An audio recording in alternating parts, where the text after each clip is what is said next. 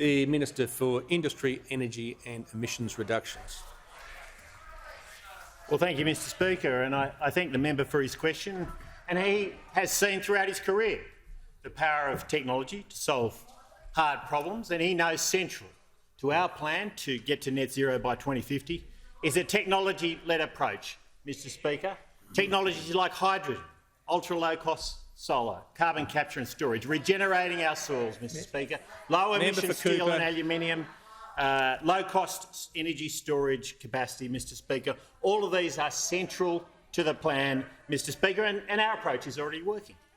Emissions down 20.8% at the same time as we've seen a 45% increase in our economy and more than 200% increase in our goods exports, Mr Speaker. We'll meet and beat our 2030 target. We've reduced emissions faster than every other major commodity exporting country in the world, Mr Speaker, and we've seen how solar can bring down emissions in recent years. Now 90% of the world's solar has been installed in the last 10 years, Mr Speaker, and that's because of 50 years of cost reductions averaging 12% a year. This is an extraordinary outcome, and we're on our way to ultra-low-cost solar. At that rate, by the early 2030s, we will reach a point where solar will be at $15 a megawatt hour, Mr Speaker, and 90% of those cells around the world, those PV cells, have Australian intellectual property embedded in them, Mr Speaker.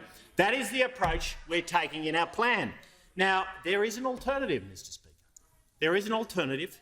It is a carbon tax, but there's another part to that alternative, which is legislating a net zero target, Mr Speaker, a blank cheque. Now, a number of other countries have done this. Including the United Kingdom, Mr Speaker. And in the United Kingdom, activists have launched a legal action against a £27 billion program to upgrade roads and fill potholes, Mr Speaker.